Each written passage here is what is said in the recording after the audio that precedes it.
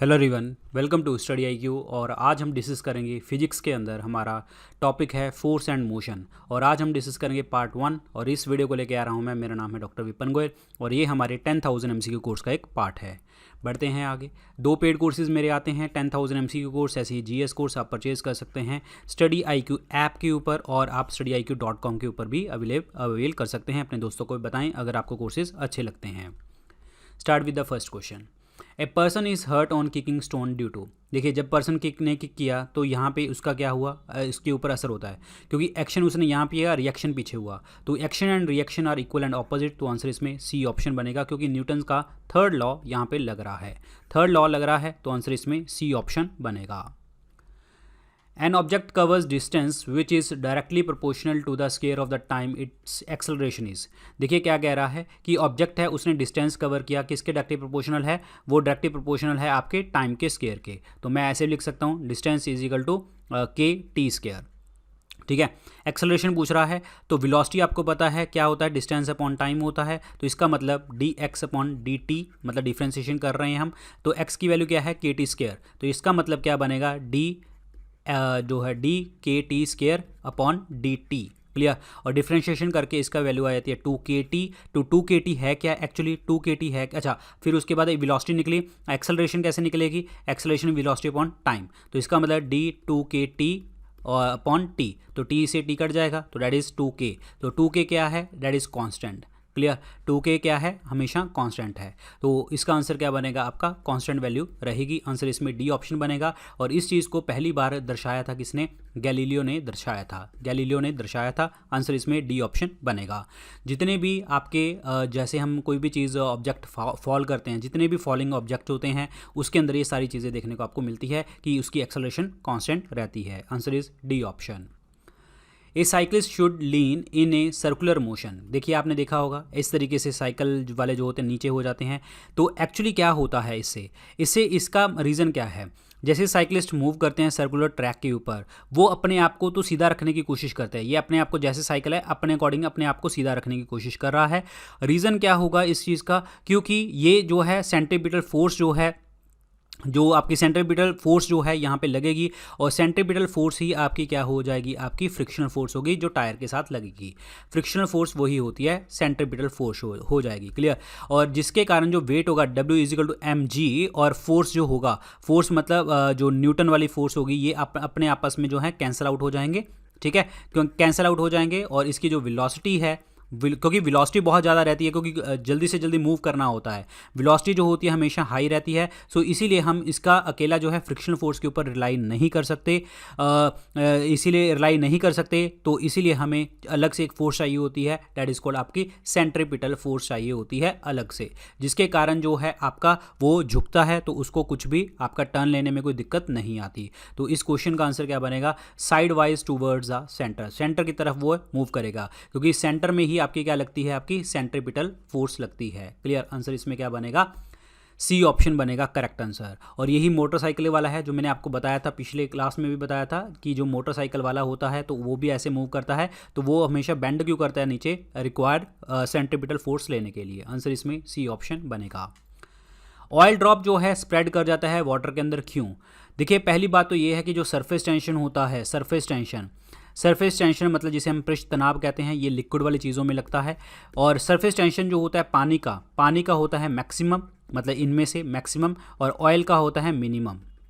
या फिर आप ऐसे कह सकते हैं कि जो सरफेस टेंशन है पानी का वो हाई होता है, और लिक्विड का जो होता है वो लो होता है, जिसके कारण जो है अगर हम ऑयल को पोर कर दें वाटर के ऊपर तो क्या हो जाएगा, जो आपकी सरफेस टेंशन की जो वैल्यू है वो क्या हो जाएगी, बढ़ जाएगी, और ये सारी डायरेक्शन के ऊपर लगेगी, जिसके कारण जो है ये स्प्रेड आउट हो जाएगा। क्लियर, ये याद रखना है। तो आंसर इसमें क्या बनेगा, surface tension of the oil is much smaller than that of the water, क्योंकि वाटर का सरफेस टेंशन ज़्यादा होता है। और आप ऐसे भी कह सकते हैं कि जो आपकी एडहेसिव पावर होती हैं, एडहेसिव फोर्स होती है कि किसकी, ऑयल और फोर्स की, एडहेसिव फोर्स जो होती है आपकी ऑयल और फोर्स की, वो क्या हो जाती है, ग्रेटर देन हो जाती है किसके, कोहेसिव फोर्स से। किसकी कोहेसिव फोर्स से, वो आपके ऑयल मॉलिक्यूल की कोहेसिव फोर्स से बड़ी हो जाती है।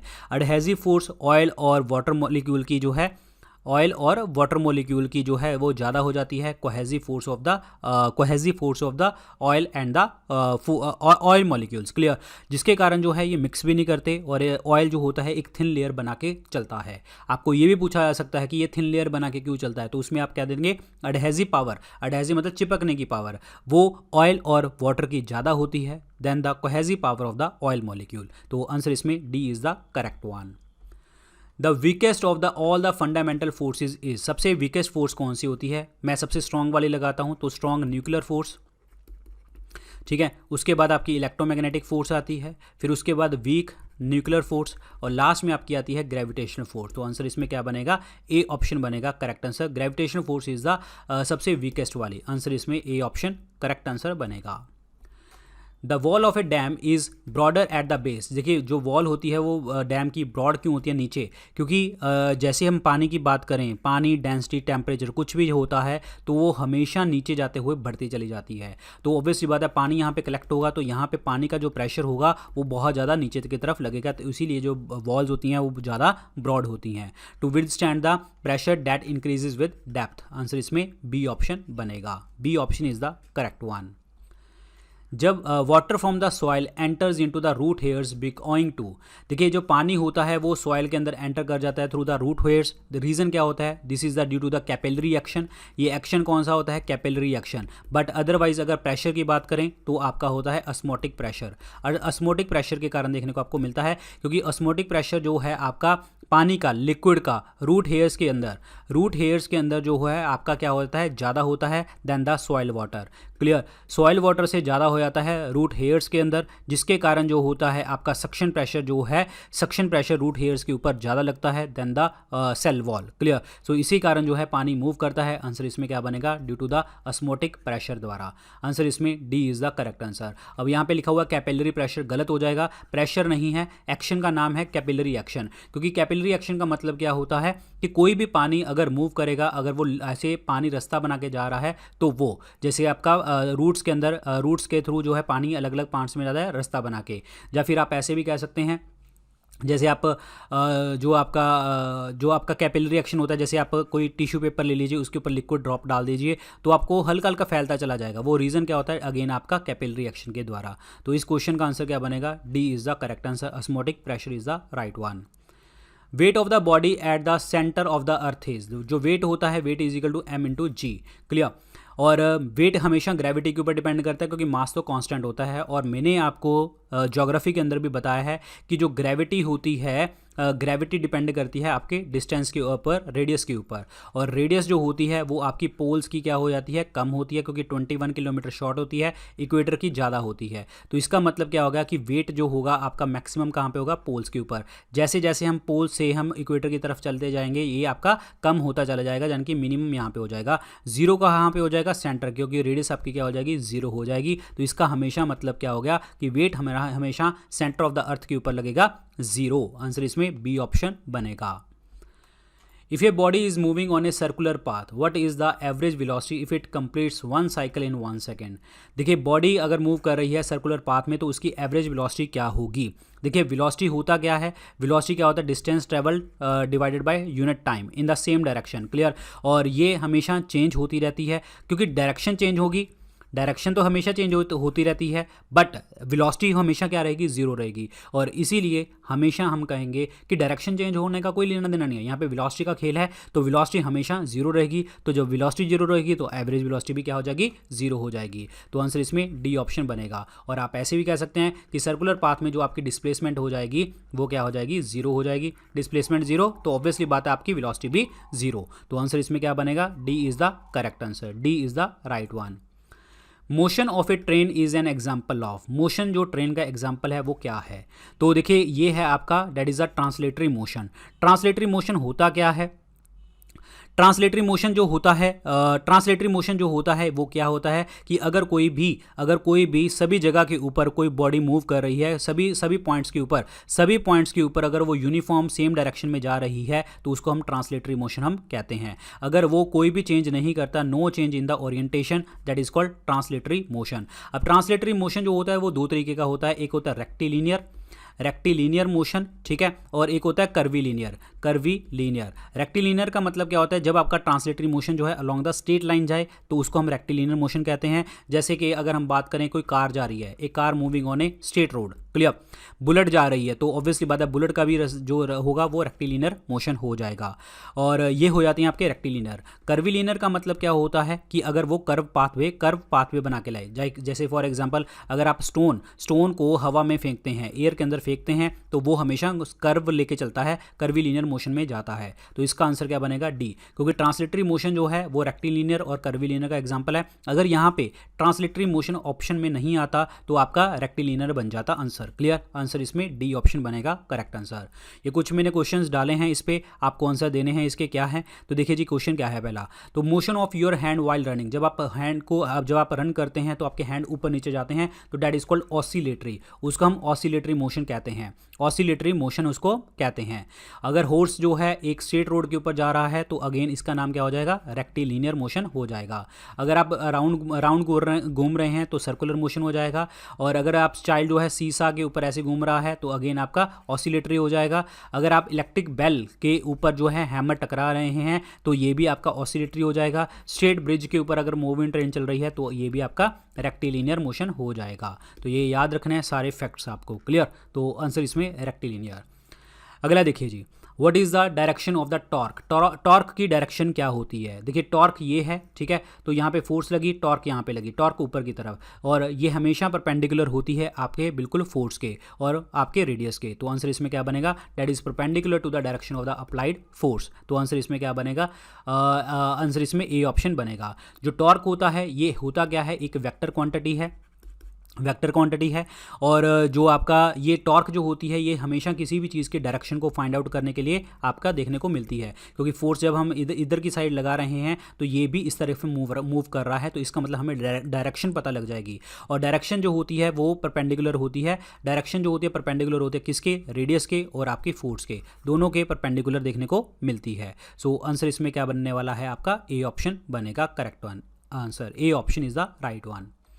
विच contact force is responsible for changing the state of motion of an object, कौन सी जो कॉन्टैक्ट फोर्स है रिस्पॉन्सिबल है अगर आपने स्टेट ऑफ मोशन ऑब्जेक्ट का अगर हम चेंज करते हैं तो कौन सी फोर्स है। देखिए ये फोर्स जो होती है, अगर आप मोशन से रेस्ट में जाएंगे तो आप हमेशा आप घिसड़ खाएंगे। घिसड़ का मतलब देसी लैंग्वेज में वर्ड यूज़ कर रहा हूँ, घर्षण लगेगा ही लगेगा, ठीक है, तो डैट इज कॉल्ड फ्रिक्शन। जैसे अगर हम चलते हैं तो हमारी एड़ियाँ भी हमें एड़ियों के साथ क्या लगता है, फ्रिक्शन लगता है, तो मोशन से रेस्ट रुकेंगे तो फ्रिक्शन ही हमें रोकने में हेल्प करेगा। तो हमेशा कॉन्टैक्ट फोर्स जो रिस्पॉन्सिबल होती है आपकी मोशन ऑफ द ऑब्जेक्ट के ऊपर, that is called frictional force. Answer इसमें बी ऑप्शन बनेगा। और यही सेम जब आप चलते हो तो फ्रिक्शन लगता है, वही आपका यहीं पे बात आ गया, यहाँ पे इसने ऑब्जेक्ट वर्ड यूज़ कर दिया, आंसर इसमें बी ऑप्शन बनेगा। Force of friction between the two surface will increase if, देखिए फ्रिक्शन जो फोर्स ऑफ फ्रिक्शन है वो बढ़ेगी कैसे, अगर हम दो चीज़ों को जोर से रगड़ देंगे तब लगेगी।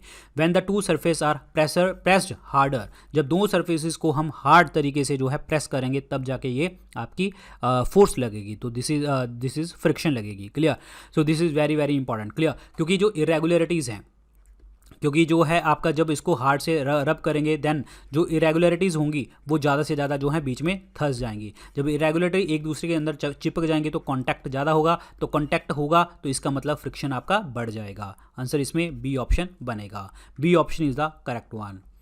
Friction is caused by dash on the two surface in the contact, जब फ्रिक्शन होता है ये किसके कारण होता है, इरेगुलरिटीज़ के कारण देखने को मिलता है, ये अभी हमने डिस्कस किया था।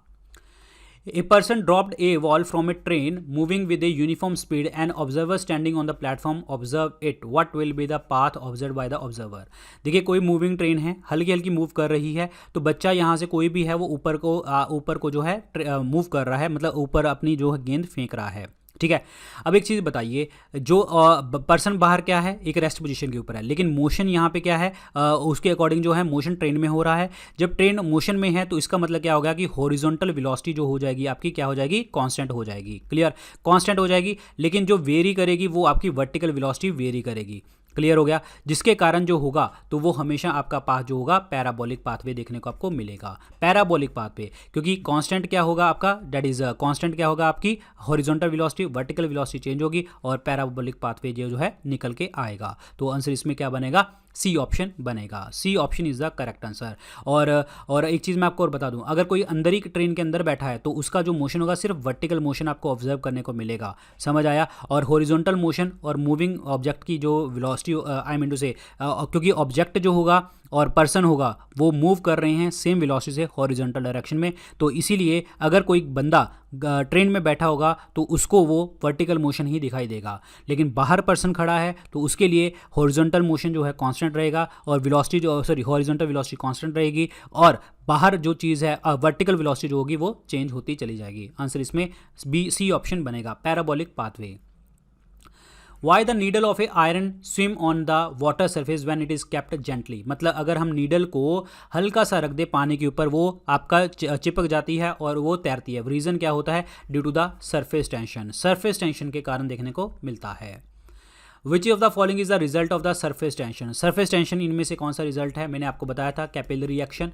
कैपिलरी एक्शन कोशिका क्रिया देखने को आपको मिलती है। कैपिलरी एक्शन का काम यही होता है कि लिक्विड्स को विद ए फ्लो लेके जाना, क्योंकि कैपिलरी एक्शन तब होता है जब आपका एडहेजिव फोर्सेज जो होती हैं वो स्ट्रांग होती हैं then the cohesive force, then cohesive force, ठीक है। तो आपका जो लगता है that is the surface tension लगता है। आंसर इसमें सी ऑप्शन बनेगा, capillary action is the correct answer, capillary action. When the two ice cubes are pressed together, they join to form the one cube. Which of the following helps to hold them together?